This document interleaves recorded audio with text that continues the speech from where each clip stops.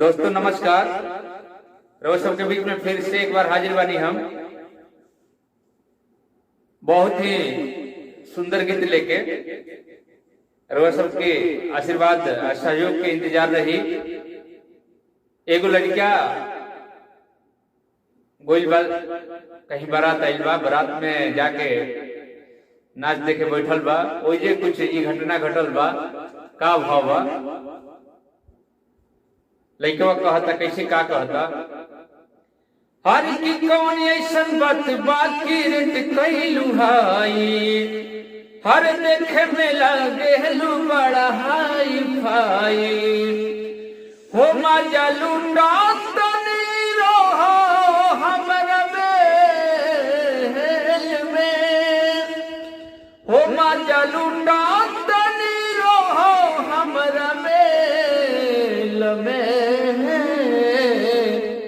दे दा दिल तनी दे दा, दे दा दिल तनी दे दा, होलसेल चाहे रिटेल में। दे दा दिल तनी दे दा, होलसेल चाहे रिटेल में। और का लिखवा कहता, हर किया दिशा में आना में, हर तिजुरी गिरईबू मर करवईबू, गोरी मर्डर गोली चलवईबू।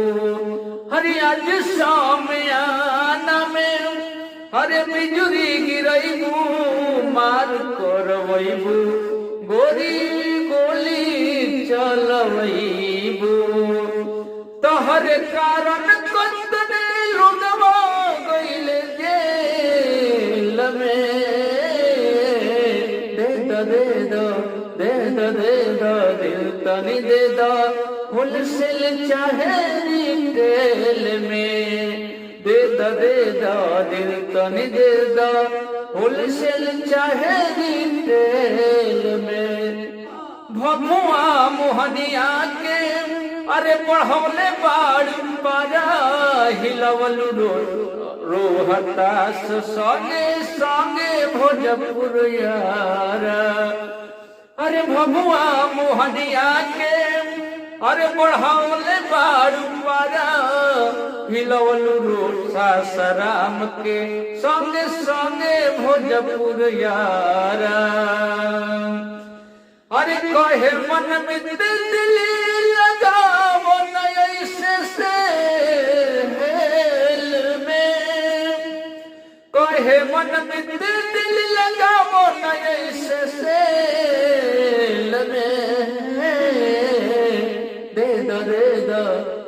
दे दा दिल तनी दे दा, होलसेल चाहे रिटेल में। हाँ दे दा दिल तनी दे दा, होलसेल चाहे रिटेल में। कौन इस बात की रेट कैलू हाई, देखे में लगेलू बड़ी हाई फाई, हो मजा लूटा तनी रहो हमरा में। मजा लूटा तनी रहो हमरा मेल में। दे दा दिल तनी दे दा, होलसेल चाहे रिटेल में। हाँ दे दा दिल तनी दे दा, होलसेल चाहे रिटेल में। दोस्तों रोज सबके गाना हमरा उम्मीद करता नहीं कि रोज सबके जरूर पसंद पड़ल होई। तो वीडियो को हमरा लाइक करब सबे, कमेंट करके बताई सबके कि रोज सबके गाना कैसन लागल हा।